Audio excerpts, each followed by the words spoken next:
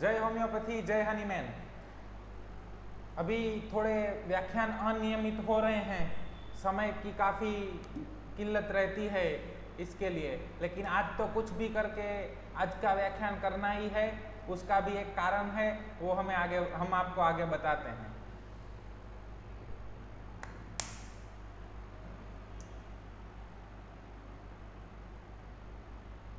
So case receiving हम शुरू किए थे हमने ऑर्गेनन के अंदर। हम सीख गए कि जब एक्यूट डिसीज हो तब केस रिसीविंग किस प्रकार से किया जाना चाहिए, क्रॉनिक डिसीज के अंदर केस रिसीविंग किस प्रकार से किया जाना चाहिए, केस रिसीविंग के दौरान हमें क्या क्या अवरोध आएंगे, किस किस प्रकार के मरीज हमें मिलेंगे, उन रोगियों में कौन से किस किस तरह की तकलीफें हमें आएंगी और किस तरीके से सिम्टम लेना है, किस तरीके से सिम्टम लिखना है रोगी के पास से, एवं रोगी के जो भी हैं जो उसका ध्यान रख रहे हैं, उसके रिलेटिव्स हैं, उन सब के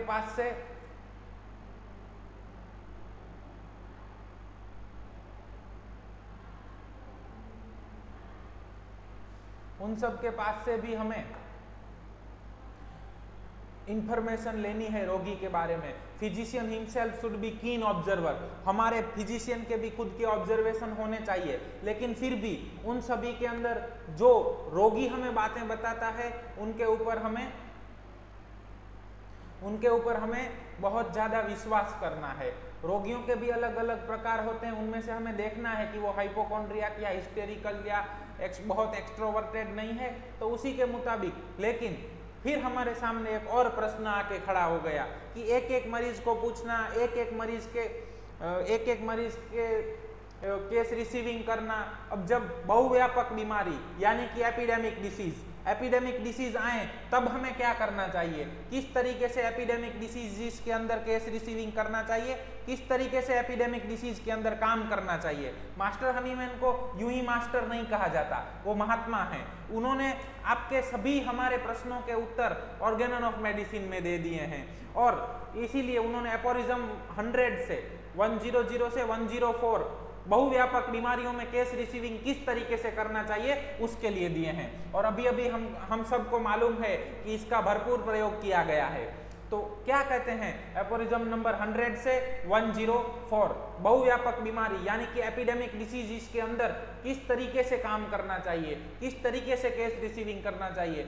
अगेन हम आपको रिमाइंडर दिलाते हैं, हम केस टेकिंग का बात नहीं कर रहे हैं, केस रिसीविंग कह रहे हैं। तो ध्यान रखिए, केस रिसीविंग का मतलब जो मिले वो लेना है, हमें चाहिए वो लेना, केस टेकिंग होता है। जैसे हम अपने हर ऑर्गेनन के व्याख्यान का शुरुआत एक अच्छे से श्लोक या सुभाषित के साथ करते हैं, उसी तरह आज का जो सुभाषित है, नाक्षरम मंत्रहितम नमूलम नौसिधम अयोग्यम पुरुषम नास्ति ही योजक सत्य दुर्लभम। अर्थात ऐसा कोई भी अक्षर नहीं है जिसका मंत्र के लिए प्रयोग न किया जा सके, ऐसी कोई भी वनस्पति नहीं है जिसका औषध के लिए प्रयोग न किया जा सके, और ऐसा कोई भी व्यक्ति नहीं है जिसका सदुपयोग के लिए प्रयोग किया ना जा सके। किंतु ऐसा व्यक्ति अत्यंत दुर्लभ है जो उनका सदुपयोग करना जानता हो। और हमारे एक ऐसे ही व्यक्ति जो दुर्लभ व्यक्ति हैं, लेकिन जिन्होंने बहुत लोगों को होम्योपैथी के मार्ग पे चलना सिखाया, हम सबके गुरु ऐसे विजयकर साहब का आज जन्मदिन है। तो आज तो कुछ भी करके एक व्याख्यान करना ही था। सो आज का ये पूरा व्याख्यान सर को समर्पित है, और ऐसी व्यक्ति जिन्होंने बहुत लोगों को होम्योपैथी के मार्ग पे चलाया, होम्योपैथी के लिए बहुत काम किया और हमारे लिए बहुत सत्य दिया। तो देखते हैं एपोरिज्म नंबर 100, यहाँ पे हनीमैन साहब हमें क्या कहते हैं। इन investigation the totality of the symptom of the epidemic and sporadic disease, it is quite immaterial whether or not something similar has ever appeared in the world before under the same or any other name। अब sporadic disease, epidemic disease मतलब बहुआयामी व्याधियां, ऐसे रोग जो mass of people को affect करते हो, like chikungunya epidemic, cholera epidemic. इस तरीके से एपिडेमिक के भी दो पार्ट होते हैं ना, एंडेमिक एंड पेंडेमिक, वो सब आपको मालूम है। हमें उससे मतलब नहीं है आपको वो मालूम है कि नहीं मालूम है कि उसकी डेफिनेशंस क्या होती है। हमारा काम है कि उस तरीके की कंडीशन में भी आपको काम करना आए, वहां पे भी आप होम्योपैथी कर पाए।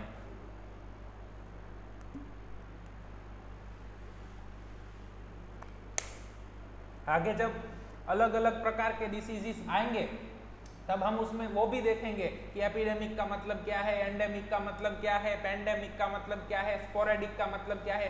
लेकिन अभी आप इन सब को एक कलेक्टिवली ऐसा देखिए कि बहुआयामी व्याधि, ऐसी व्याधि जो बहुत सारे लोगों को एक साथ अफेक्ट कर रही है। तो वहां पे तो एक फिजिशियन है और 15,000 लोगों का बस्ती है और उस 15,000 लोगों में से 500 लोग, 1000 लोग एक साथ बीमार हो गए हैं, तो एक फिजिशियन पूरा केस डिटेलिंग केस रिसीविंग करेगा तो उन 1000 लोगों को कब दवाई दे पाएगा? तो उस टाइम पे क्या करना है? उसी के लिए हनीमैन साहब लिखते हैं, द नोवेल्टी और peculiarity of the disease of that kind make no difference either in the mode of examining or treating it, as the physician must anyway regard to pure picture of every prevailing disease as if it were something new or unknown and investigating it truly for itself. If he desire to practice medicine in real and radical manner, never substituting conjecture for actual observation, never taking for granted. इन सब शब्दों को दोस्तों याद रखिए। Hahnemann कहते हैं never taking for granted, ले नहीं लाना है। 2 साल पहले चिकनगुनिया एपिडेमिक आया था तब तो रस्टॉक्स से बहुत अच्छा रिजल्ट मिला था तो अभी दे दो रस्टॉक्स। हनीमैन मना करते हैं, ऐसा नहीं करना है। हर बार जब नई बीमारी आती है, नए रोग के लक्षण समूह को लेके आती है तो हर बार उसका अभ्यास करना है, टेकिंग फॉर ग्रांटेड नहीं लेना है। That the case of the disease before him is already wholly or partially known, और हम तो जानते हैं इस तरीके की बीमारी तो हर साल आती है और रस्टॉक्स बहुत अच्छा काम करता है। हनीमैन मना करते हैं दोस्तों। And this mode of procedure is all the more requisite in such cases as a careful examination will show that every prevailing disease in many respects a phenomena of a unique character। हर बार एक ही प्रकार के epidemics आते हैं, एक ही रोग के epidemics आते हैं, लेकिन कुछ अलग अलग लक्षण समूहों को लेके आते हैं। differing vastly from all previous epidemics to which certain names have been falsely applied, with the exception of those epidemics result from a contagion principle that always remain the same, such as smallpox, measles, etc। इस प्रकार के जो Hahnemann ने example दिए हैं वो हर बार एक ही तरह का प्रेजेंटेशन लेके आते हैं, लेकिन इसके अलावा जो दूसरे रोग हैं उनका प्रेजेंटेशन चेंज होता रहता है। लेकिन हमें क्या करना है एज अ बिगिनर, हम क्या हैं, बिगिनर हैं, सीखने हैं, शुरुआत कर रहे हैं, तो हमारे लिए वो स्मॉल पॉक्स हो, मीजल हो, चिकनगुनिया हो या फ्लू का एपिडेमिक हो, कोई भी एपिडेमिक हो, हमें यही सोचना है कि हर एपिडेमिक नया होता है, वो पुराने सभी एपिडेमिक से कुछ ना कुछ अलग होता है। हर बार हमें क्या करना है, लक्षण समूह लेने हैं, उनका टोटालिटी बनाना है। व्यापक रोगों की चिकित्सा किस तरीके से हनीमैन कहते हैं, ऐसा रोग या इस नाम का रोग पहले कभी आया है कि नहीं आया है, ऐसा सोचना और उसके बारे में ढूंढना वो सभी व्यर्थ है। हनीमैन कहते हैं वर्तमान के अंदर जियो, अभी जो रोग आया है उसके लक्षण लो, उसके लक्षण समूह बनाओ और उसके ऊपर से मेडिसिन निर्धारित कीजिए। ऐसा नहीं कि पहले भी डायरिया का एपिडेमिक आया था तो उसमें हमने कैम्फोरा दिया था, अच्छा हो गया था, या तो पहले डायरिया के एपिडेमिक में हनीमैन साहब ने कैम्फोरा दिया था तो अभी जो डायरिया का एपिडेमिक है उसमें कैम्फोरा प्रयोग किया जाए। नहीं दोस्तों, हनीमैन साहब इस तरीके की चीजें करना मना कर रहे हैं। हमने ऑर्गेनम को इस तरीके से समझा है, हम गलत भी हो सकते हैं और भविष्य में हम कुछ अलग समझेंगे तो हम आपको फिर से यहाँ पे आके बताएंगे कि हमने आपको पहले कहा था, वो हमारी समझ में थोड़ा कमी था, हम हनीमैन साहब को नहीं समझ पाए थे। लेकिन अभी तक हम जो समझे हैं उस तरीके से हनीमैन साहब कहते हैं व्यर्थ का काम नहीं करना है कि इस तरीके का रोग पहले आया था या तो उसमें भी डायरिया था, इसमें भी डायरिया है तो उसमें भी कैम्फोरा दिया, इसमें भी कैम्फोरा दिया, इस तरीके के हाइपोथेसिस क्रिएट नहीं कर रहे हैं। हनीमैन साहब ने एपोरिज्म 1 के फुटनोट के अंदर कह दिया है, डोंट क्रिएट हाइपोथेसिस, हमको क्या करना है, काम करना है। अगर आई भी हैं तो उस प्रकार की दवाएं प्रयोग करें ऐसा कतई सोचना नहीं है। अगर पहले डायरिया का एपिडेमिक आया और उसमें कैम्फोरा दिया गया था तो अब फिर से कैम्फोरा दिए, ऐसा तो बिल्कुल नहीं सोचना है। वर्तमान रोग बिल्कुल नया है ऐसा समझना है, संपूर्ण चित्र का अभ्यास करना है। हनीमैन साहब हमें बार बार एक ही बात समझा रहे हैं कि चाहे डिसीज एक्यूट हो, क्रॉनिक हो, बहुआयामी हो, व्यापक रोग हो, हमें सिर्फ और सिर्फ वास्तविक लक्षणों के ऊपर भरोसा करना है। अनुमानों के ऊपर भरोसा नहीं करना है। हमने आगे जो 96, 97, 98, 99 एपोरिज्म्स लिए उसमें भी हमने आपको बताया कि जो ऑब्जर्वेशन होते हैं कि वो ऐसे ऐसे प्रोट्रूडिंग ऑफ टंग कर रहा है, तो हमें ले नहीं लेना है कि प्रोट्रूडिंग ऑफ टंग कर रहा है मतलब हाँ लेकेसिस दे दो, ऐसा अनुमान नहीं लगाना है कि स्नैक में भी प्रोट्रूडिंग ऑफ टंग होता है, इसमें भी प्रोट्रूडिंग ऑफ टंग आया मतलब स्नैक ग्रुप की मेडिसिन। नहीं रे नहीं, उसने तीखा खाया है, जीभ जल रही है तो वो बाहर निकाल रहा है। अनुमान मत लगाइए, जो वास्तविक लक्षण हैं उनके ऊपर ही भरोसा कीजिए। ये मास्टर हनीमैन हमें यहाँ पे संदेश देना चाह रहे हैं। प्रत्येक रोग अलग है, पूरी प्रतीक्षा करके उसका चित्र ग्रहण करना चाहिए। ऐसा नहीं कि एक मरीज आया उसमें एक दवाई आई कि आर्सेनिक या ब्रायोनिया, तो फिर जितने भी मरीज आए उसमें बस वही देना है। नहीं, हनीमैन साहब हमें फिर से कह रहे हैं बच्चा काम करो, काम करो, काम करो, मेहनत करो। वास्तविक लक्षण लेना है, कौन कौन से लक्षण हैं जो वास्तविक हैं और उनका टोटालिटी बनाइए और उसके ऊपर से मेडिसिन प्रिस्क्राइब करना है। यहाँ पे हनीमैन हमें सिर्फ वास्तविक लक्षणों को लेने का ही कह रहे हैं, हमें मना कह रहे हैं कि अनुमान मत लगाइए, पुरानी जो भी दवाई आई है वो मत, उसको अनुमान मत लगा लीजिए कि वो दवाई तभी इफेक्ट किया था तो अब भी वही दवाई दें। ऐसा भी मत कीजिए कि इस तरीके का रोग पहले आया था या इस तरीके पहले आया था उसमें भी ऐसा कुछ था तो ऐसी दवाई दें, कि पहले जो रोग आया था उसमें भी डायरिया था और उसमें कैम्फोरा दिया था, अब जो रोग आया है उसमें भी डायरिया है तो कैम्फोरा की फैमिली में से दूसरी मेडिसिन आ जानी चाहिए। इस तरीके के अनुमान हमें नहीं लगाना है। हनीमैन कहते हैं लक्षण, सिम्टम हमारे शस्त्र लक्षण हैं, अनुमान नहीं। ये चीज हमें अपने दिमाग के अंदर फिट कर लेनी है कि हमारे पास हमारा शस्त्र है वो लक्षण है, वास्तविक लक्षण। हमें अनुमान नहीं लगाने हैं, हाइपोथेसिस क्रिएट नहीं करने हैं। Clear? Aphorism number 101, it may easily happen that in the first case of an epidemic disease that person presents itself to the physician's notice, he does not at once obtain a knowledge of its complete picture, as it is only by a close observation of several cases of every such collective disease that he can become conversant with the totality of its sign and symptom.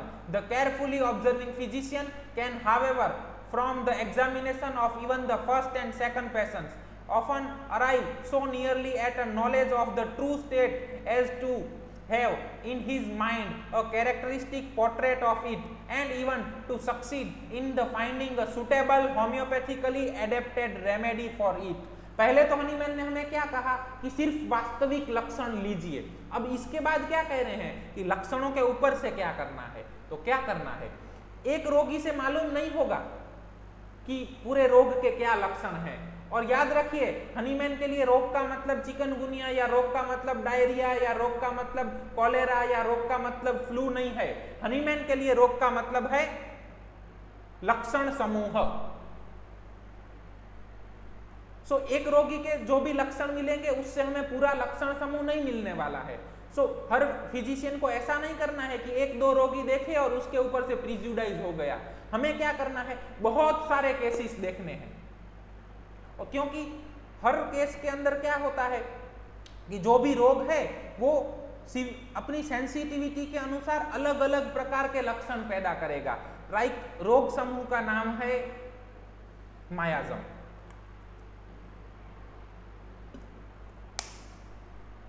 मायाजम है, एक मरीज है जिसको respiratory में weakness है। तो वहां पे क्या होगा कि रेस्पिरेटरी में वीकनेस है तो वहां पे जो रोग होगा उसमें रेस्पिरेटरी के सिम्टम्स ज्यादा आएंगे। किसी को जीआईटी का वीकनेस है तो जीआईटी के सिम्टम्स ज्यादा आए। इवन सभी को जीआईटी के सिम्टम आ रहे हैं तो किसी को वाटरी डायरिया होगा, किसी को कर्ड लाइक डायरिया होगा। क्या ज्यादातर कैसे लक्षण मिल रहे हैं, हमें ज्यादातर की संभावना के ऊपर चलना है। और बहुत सारे ऐसे रोगी हमें मिले, उससे पूरा हमें रोग पिक्चर मिलेगा, रोग चित्र मिलेगा कि पूरा पोर्ट्रेट ऑफ द डिसीज क्या है, और उसके मुताबिक आगे जाके हम मेडिसिन सिलेक्ट करेंगे। यदि चिकित्सक होशियार है तो महामारी के कुछ रोगियों के अभ्यास पे से ही रोग चित्र निकाल पाएगा और निदान संबंधियां कठिनाइयां दूर कर पाएगा। हमें यहाँ पे हनीमैन कर रहे हैं डायग्नोसिस। निदान का मतलब क्या होता है, डायग्नोसिस। होम्योपैथी में हमें डायग्नोसिस से मतलब नहीं होता है, ऐसा नहीं है। हनीमैन कह रहे हैं निदान जरूरी है। तो हमारे पास बार बार एक मरीज आए, 2 मरीज आए, 3 मरीज आए जिनको सांस लेने में दिक्कत हो रही है और बहुत हाई ग्रेड फीवर आ रहा है और इसके अलावा चेस्ट पेन हो रहा है, खाना पीने में मजा नहीं आ रहा है, भूख नहीं लग रही है, तो ये कौन सा रोग हो सकता है? प्रोबेबली फ्लू हो सकता है ना, ठीक है। तो ऐसा एक मरीज देखा, 2 मरीज देखा, 3 मरीज देखे तो मालूम चल रहा है कि इन मरीजों में कॉमन सिम्टम क्या आ रहे हैं। दूसरा कि हर मरीज के अंदर लंग इन्वॉल्वमेंट मिल रहा है, इन्फ्लेमेशन मिल रहा है, लॉस ऑफ एपेटाइट मिल रहा है, तो कुछ अनकॉमन सिम्टम्स भी मिल रहे हैं। तो हनीमैन यहाँ निदान की बात कर रहे हैं, तो हमें इसको कैसे परसीव करना है? दोनों तरीके से। निदान as a nosological classification of the disease, मतलब फ्लू है कि चिकनगुनिया है कि कॉलेरा है वो। और यहाँ पे निदान संबंधी कठिनाइयों का मतलब हनीमैन मायाजम से कर रहे हैं कि ये जो लक्षण समूह आ रहे हैं, इतने सारे जो एक साथ रोगी आ रहे हैं, तो इनके पीछे कौन सा मायाजम है? सोरा है, सिफिलिस है, साइकोसिस है, या सोरा साइकोसिस है, या सोरा सिफिलिस है, या सोरा साइकोसिस सिफिलिस है? कौन सा रोग समूह, लक्षण समूह है जो इन सब रोगियों के पीछे कार्य कर रहा है? वही सोरा है, वो एक मरीज के अंदर एक प्रकार के लक्षण देगा, दूसरे मरीज के अंदर दूसरे प्रकार के लक्षण आए, तीसरे मरीज के अंदर तीसरे प्रकार के लक्षण आए, चौथे मरीज के अंदर चौथे प्रकार के लक्षण आए। सो एक लक्षण देख के हमें सोरा डिसाइड नहीं कर लेना है, ज्यादा से ज्यादा मरीज देखें, फिर हमें मिलेगा कि 50 मरीज देखे, 50 रोगियों के अंदर ये 40 लक्षण कॉमन हैं, और ये 40 लक्षण किसके हैं? सोरा के हैं। तो हनीमैन का मतलब रोग से या लक्षण समूह से क्या होता है? मायाजम होता है। हमें निदान किसका करना है? मायाजम का करना है। क्लियर? इसमें कुछ डाउट हो तो पूछिए, क्योंकि अब हम जिस ओर जा रहे हैं वो फिलॉसफी है, उसको समझना पड़ेगा कि हनीमैन की दृष्टि में ये क्या है। हम अभी डायग्नोसिस यानी निदान मतलब क्या समझ लेते हैं? Nosological name of the disease. लेकिन हनीमैन जिस निदान की बात कर रहे हैं वो मायाजम की बात कर रहे हैं कि इस रोग, ये जो लक्षण समूह आ रहे हैं वो किस मायाजम से आ रहे हैं? सोरा से, ट्यूबरकुलर से, साइकोसिस से, सिफिलिस से, या मिक्स मायाजम से?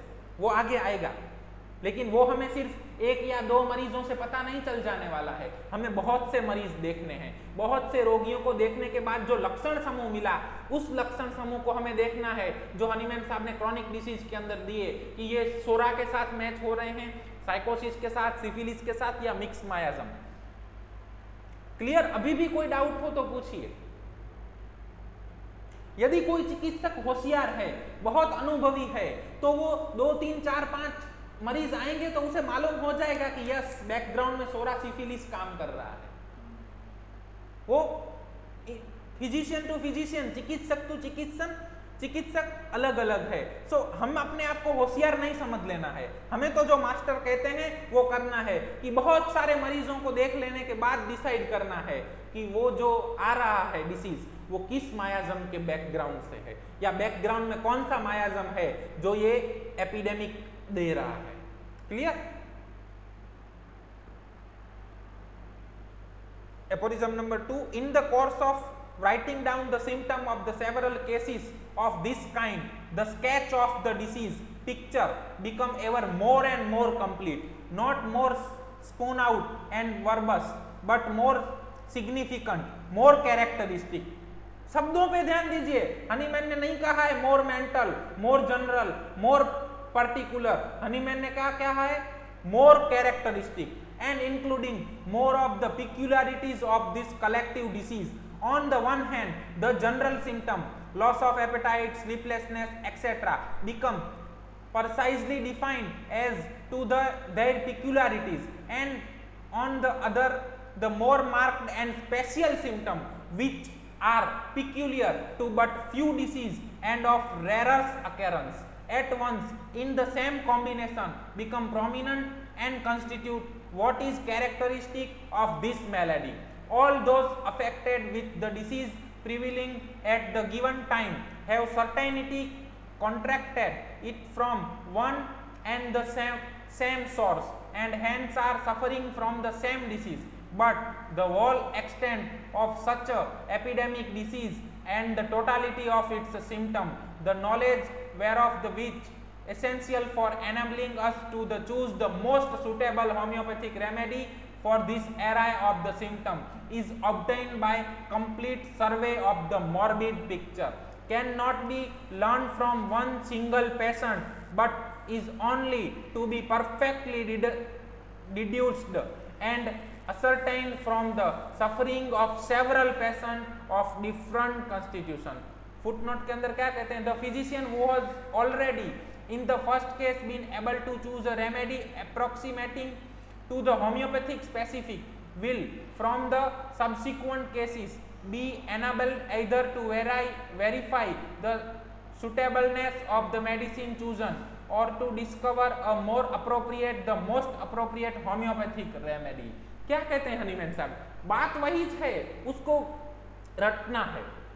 हम जब छोटे थे ना, कभी छोटे भी होते हैं, तो क्या बोलते हैं उसको, बाल मंदिर में जाते थे और हमारी मैडम है ना, वो एक लिख के देती थी, बेटा इसको मोटा करके, और हम कहते थे एकड़े एक, एकड़े एक, एकड़े एक, एकड़े एक, एकड़े एक। उस एकड़े एक को हमने इतनी बार रटा, इतनी बार रटा, इतनी बार रटा कि अब हमें रात को 12 बजे भी कोई दिखाता ये क्या है तो हम कहेंगे एक। इसको कहते हैं कॉन्सेप्ट, ये मैथ्स का कॉन्सेप्ट है। इसी तरीके से कौन से सिम्टम इंपॉर्टेंस हैं, characteristic symptom, peculiar symptom, rare symptom, ऐसे सिम्टम। तो ये होम्योपैथी का कॉन्सेप्ट है। आपको हर केस में क्या ढूंढना है, कैरेक्टरिस्टिक सिम्टम, चाहे वो एपिडेमिक हो, चाहे स्पोरेडिक हो, चाहे सिंगुलर डिसीज हो, उससे कोई फर्क नहीं पड़ता है। हनीमैन इसमें भी वही कह रहे हैं ना कि ज्यादा से ज्यादा सिम्टम लीजिए, ज्यादा से ज्यादा मरीजों को देखिए और उन सिम्टम का कलेक्शन करते जाइए, तो आपको पूरा पोर्ट्रेट ऑफ द डिसीज मिलेगा, अनकॉमन सिम्टम्स का। और ऐसी मेडिसिन ढूंढिए कि जो उसमें ज्यादा से ज्यादा मैच करती हो। वो मेडिसिन क्या कहेंगे हम उसको, आएगा आगे। हमें दो प्रकार के सिम्टम मिलते हैं, कॉमन सिम्टम एवं अनकॉमन सिम्टम। कॉमन जैसे लॉस ऑफ एपेटाइट है, स्लीपलेसनेस है, तो कॉमन मिलते हैं जिससे हमें महामारी के रोग का चित्र मालूम होता है। दूसरे कुछ अनकॉमन सिम्टम भी हमें मिलते हैं, कुछ रेयर सिम्टम मिलते हैं जो कभी कभी ही मिलते हैं, ऐसे लक्षण भी मिलते हैं। और उन्हीं अनकॉमन और रेयर सिम्टम के ऊपर से हमारी दवाई का चुनाव होता है। तो हम दूसरे रोग में क्या करते हैं जो एपिडेमिक नहीं है, उनमें कॉमन में से दवाई का चुनाव करते हैं, नहीं करते हैं ना। तो हर जगह हमें क्या करना है, उसी एकड़े को मोटा करना है, उसी एक को इतना रटना है, इतना रटना है कि हमारा कॉन्सेप्ट क्लियर होना चाहिए कि केस के अंदर हमें क्या देखना चाहिए, अनकॉमन सिम्टम। सिर्फ एक दो रोगियों को देखने से हमें ये मालूम नहीं होता है, इसके लिए हमें बहुत सारे रोगी देखने होते हैं। और ये क्या है, इट इज अल्टीमेट ट्रूथ। एक दो दर्दी देखने से आपको होम्योपैथी नहीं आ जाएगा, इसके लिए आपको बहुत सारे रोगी देखने पड़ेंगे, बहुत सारे मरीजों को ट्रीट करना पड़ेगा। और होम्योपैथी ऐसा सब्जेक्ट नहीं है कि ऐसी वाले क्लासरूम में बैठ के सीख गए या किसी ने बता दिया और हम सीख गए। It is pure practical aspect. Hahnemann साहब ने ऑर्गेनन ऑफ मेडिसिन कैसे लिखा है, अपने बहुत सालों के अनुभव के बाद। और वो अनुभव कैसा था, मरीज देखने का। सो ज्यादा से ज्यादा लोग अब मरीज देखना शुरू कीजिए, केस ले लीजिए, चाहे वो किसी भी रोग का केस हो। हमें केस लेना है, केस रिसीविंग करना है और फिर क्या करना है, उसमें से कॉमन और अनकॉमन निकाल देने हैं। जो भी सिम्टम अनकॉमन मिलते हैं उनका जो बनता है उसे कहते हैं पोर्ट्रेट ऑफ द डिसीज। और जो मेडिसिन वो कवर करता है, या तो वो लक्षण जिस मेडिसिन में मिलेंगे वो मेडिसिन सिमिलिमम बनेगा और वो मेडिसिन हमें वहां पे देना है। फिर से हनीमैन कहते हैं वास्तविक लक्षण देखिए, अनुमान मत लगाइए कि 5 मरीज देखें, 5 के अंदर आर्सेनिक आया, अब 6वां आया तो इसको भी आर्सेनिक दे देना है। नहीं नहीं नहीं,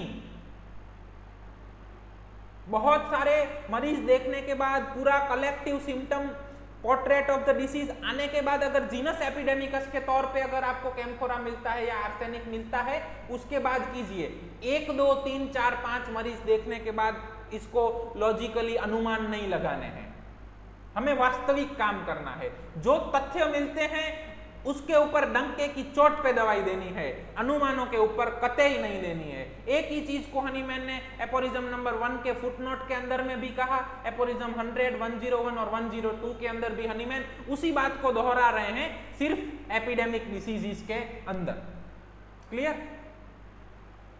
एपोरिज्म number 103, in the same manner as has here been taught relative to the epidemic disease which are generally of an acute character, the miasmatic chronic maladies which I have shown always remain the same in their essential nature, especially the SORA must be investigated as to the whole sphere of their symptoms in a much more minute manner than has ever been done before. For in them also one patient only exhibit a portion of their symptom, a second, a third, and so on. Present some other symptoms which also are but a portion of the totality of the symptom which constitute the entire extent of this malady, so that the whole array of the symptoms belonging to a such miasmatic chronic diseases and especially to the SORA can only be ascertained from the observation of very many single patient affected with such a chronic disease, and without a complete survey and collective picture of the symptoms, the medicine capable of curing the whole malady homeopathically cannot be discovered, and these medicines are at the same time the true remedies of the several patients suffering from such chronic affections. क्या कहते हैं Hahnemann? एक एक शब्द के ऊपर ध्यान दीजिए, इतना बहुत कुछ लिख के गए हैं, लेकिन अगर हम व्याख्यान करने जाएं तो एक एक एपोरिज्म के ऊपर 1 घंटा, 1.5 घंटा, 2 घंटा, 2.5 घंटे का व्याख्यान हो सकता है और उसमें आप सब बोर हो जाएंगे, क्योंकि philosophical aspect is very broad aspect और सब लोगों को इसके अंदर रस नहीं होता है। इसीलिए हम आपको सिर्फ ग्लिम्स ही दे रहे हैं, हनीमैन के कहने का मतलब क्या है उतना समझा रहे हैं, बाद में आपको इसके ऊपर आगे करता जाना है। अगर आपको कुछ प्रश्न है तो अपने संयोजक को पूछना है।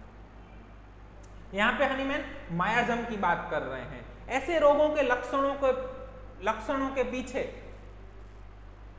कुछ है कि हमें ढूंढना है कि इन रोगों के पीछे मूल कारण क्या है। यहाँ पे हमें कुछ पुरानी बीमारी या कुछ पुरानी बीमारी के अंश भी मिल सकते हैं या कोई दोष भी मिल सकता है, और दोष को हनीमैन ने क्या नाम दिया है? मायाजम। हमें देखना है कि वो केवल एक मायाजम से है या उनमें कई मायाजमों की संधि है। संधि मतलब क्या? सोरा साइकोसिस, सोरा सिफिलिस, सोरा साइकोसिस सिफिलिस, सोरा सिफिलिस, मिक्स मायाजम, संधि। इसमें केवल एक अंश भी होता है। हमें एक मरीज मिला जो हमारे पास एक डिसीज लेके आया है, तो वो उस मायाजम का एक अंश मात्र है। It is only expression of 0.001% of that मायाजम। भिन्न भिन्न रोगियों के अंदर भिन्न भिन्न अंश मिलते हैं, और बहुत सारे रोगियों के भिन्न भिन्न प्रकृति के रोगियों के देखने के बाद हमें जो मिलता है पोर्ट्रेट ऑफ डिसीज होता है, और उसके ऊपर से हमें मालूम चलता है कि यस अब 50, 100, 150, 200, 250 रोगी को हमने देखा और उसमें बहुत सारे सोरा सिफिलिटिक ट्रेड के सिम्टम्स मिले हैं। बहुत सारे ऐसे लक्षण हैं जो सोरा और सिफिलिस के मिक्स लक्षण हैं। ये सोरा सिफिलिस का संधि है। सो तब हमें जाके मालूम चलता है कि ये पूरा जो एपिडेमिक है उसके पीछे क्या है? मायाजम, सोरा सिफिलिटिक मायाजम। वो सोरा साइकोसिस भी हो सकता है, साइकोसिस भी हो सकता है, सोरा साइकोसिस सिफिलिस भी हो सकता है। हर मरीज के अंदर नहीं, लेकिन ज्यादातर मरीजों के अंदर। और वो हमें कब पता चलेगा? 1, 2 या 3 मरीज देखने के बाद नहीं। बहुत सारे मरीज मिले, उन सब के लक्षण लिखे। हनीमैन यहाँ पे फिर से लिखने के ऊपर उतारू हैं। वो बोलते हैं कि हमें काम कैसा करना है? डंके की चोट पे काम करना है। हमें कुछ हाइपोथेसिस के बेस के ऊपर काम नहीं करना है, हमें मान्यताओं के बेस के ऊपर काम नहीं करना है, हमें काम करना है लक्षणों के ऊपर से। जो भी लक्षण मिले उनको लिख लीजिए, उनमें से कॉमन अनकॉमन का डिवाइडेशन कर दीजिए। फिर बहुत सारे मरीज देखने के बाद जो लक्षणों का समूह आपको मिला, उस लक्षण समूह को देखिए कि अब ये लक्षण समूह कहाँ पे मैच हो रहा है, किस मेडिसिन के साथ और किस मायाजम के साथ मैच हो रहा है। और जिस मेडिसिन और जिस मायाजम के साथ मैच होता है वो मेडिसिन अब आपको मिलेगी, जिस मेडिसिन को क्या कहते हैं हम? Genus epidemicus.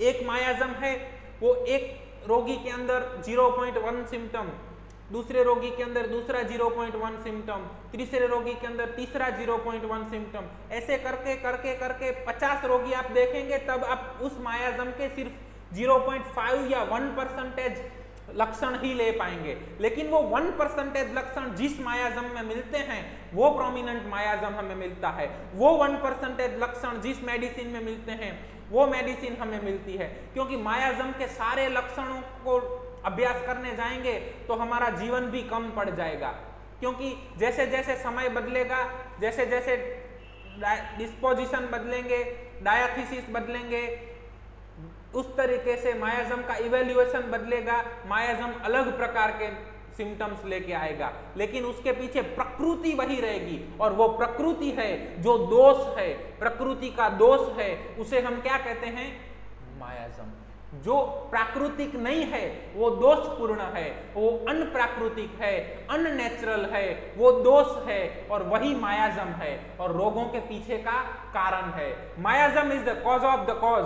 अब धीरे धीरे हम मायाजम के ऊपर शिफ्टिंग कर रहे हैं और यहाँ पे अगर आप रेगुलर नहीं रहते हैं, रेगुलर होमवर्क नहीं करते हैं, चिंतन मनन अभ्यास और रेगुलर होमवर्क और अपने संयोजक के साथ कांटेक्ट में नहीं रहते हैं, तो आप ज्यादा से ज्यादा कंफ्यूज होंगे और आपके प्रैक्टिस में रत्ती भर भी कुछ भी इंप्रूवमेंट नहीं हो पाएगा। लेकिन आप गुरुकुल को फॉलो करते हैं, गुरुकुल के सिद्धांतों को फॉलो करते हैं, रेगुलर होमवर्क, मनन, चिंतन, अभ्यास और जो भी प्रश्न आए उस प्रश्नों का निवारण, तो आप अगले 2-3 महीनों के बाद अपनी प्रैक्टिस के बहुत अलग आयाम को छू के आएंगे।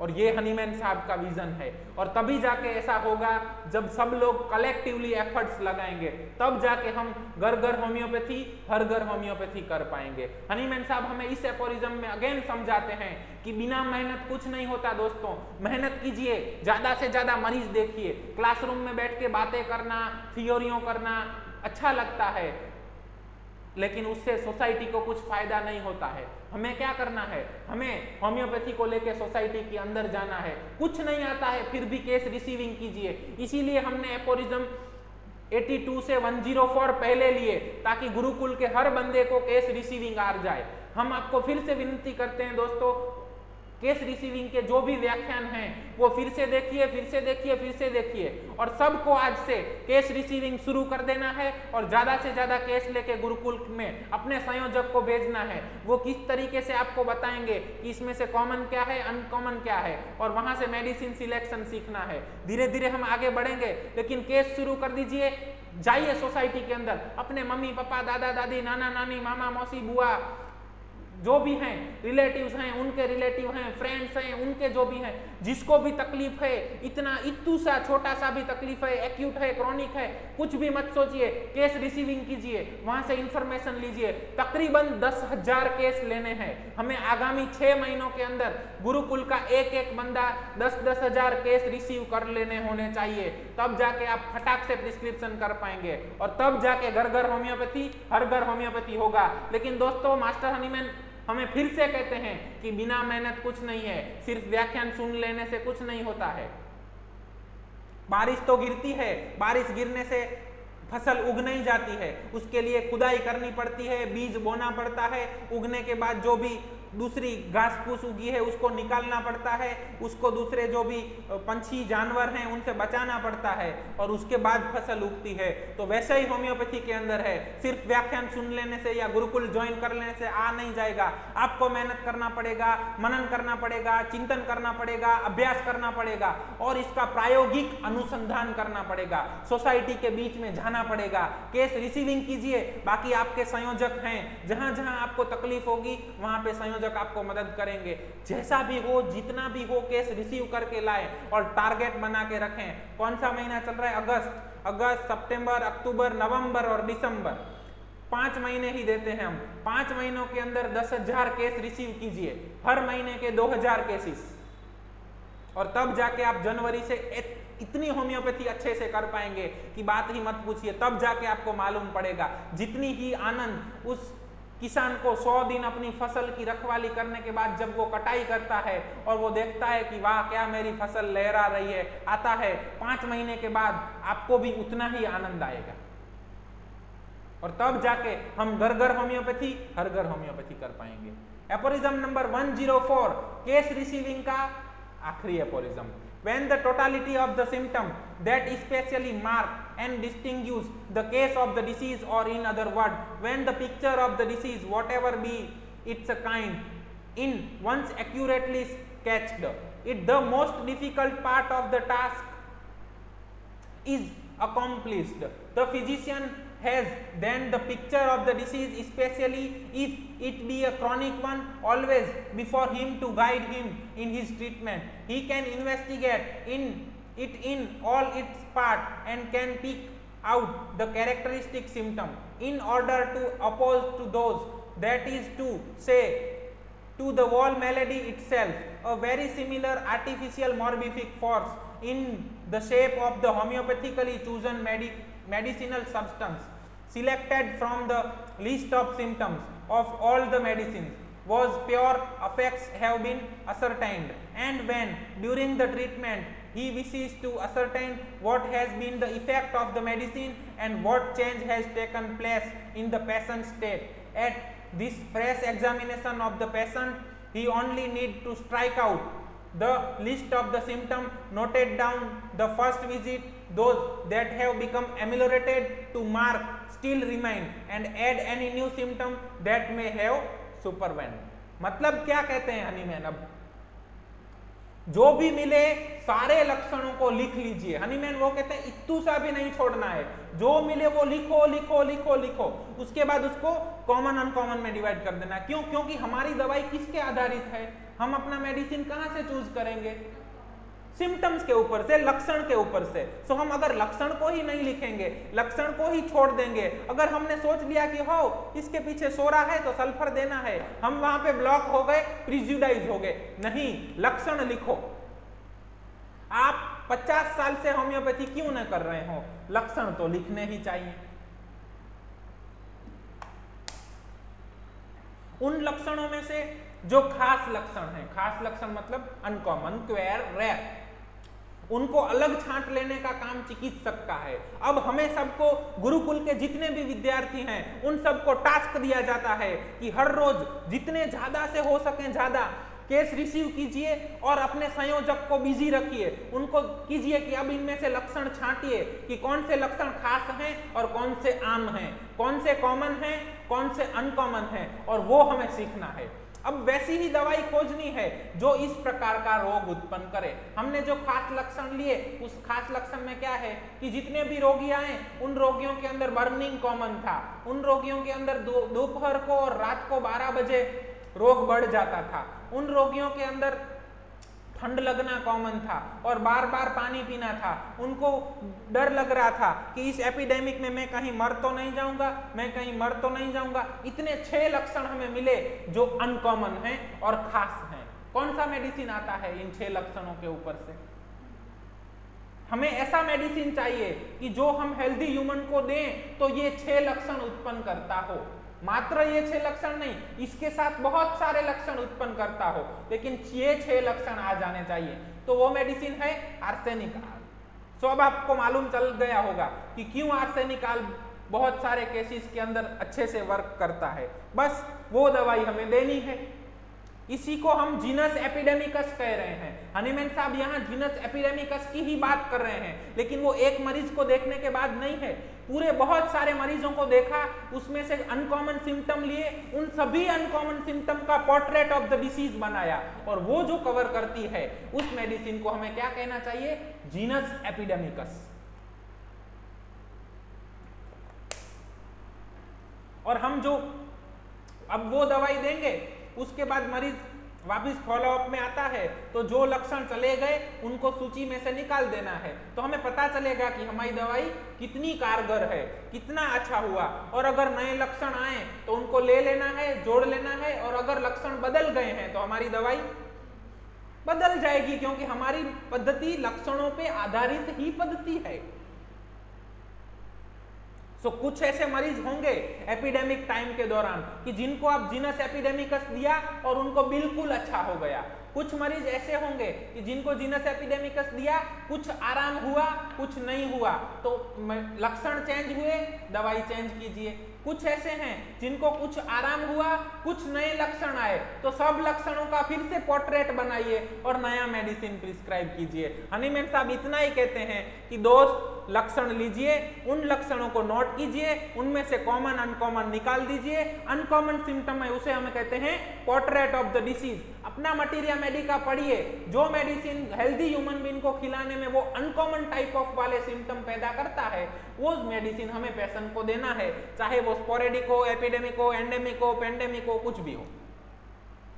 और वो दवाई देने के बाद देखिए कि जो जो लक्षण चले गए हैं उनको सूची में से निकाल दीजिए, और जो अब ऐसा लग रहा है कि नए लक्षण आए हैं तो नया सूची बनाइए जिसमें जो पुराने रह गए हैं वो और नए लक्षण आए हैं वो, इन दोनों का जो भी बना उसको पोर्ट्रेट ऑफ डिसीज कहते हैं। फिर से देखिए मटीरिया मेडिका की ओर, जो मेडिसिन कवर करता है वो मेडिसिन दे दीजिए। होम्योपैथी इतना सरल है दोस्तों।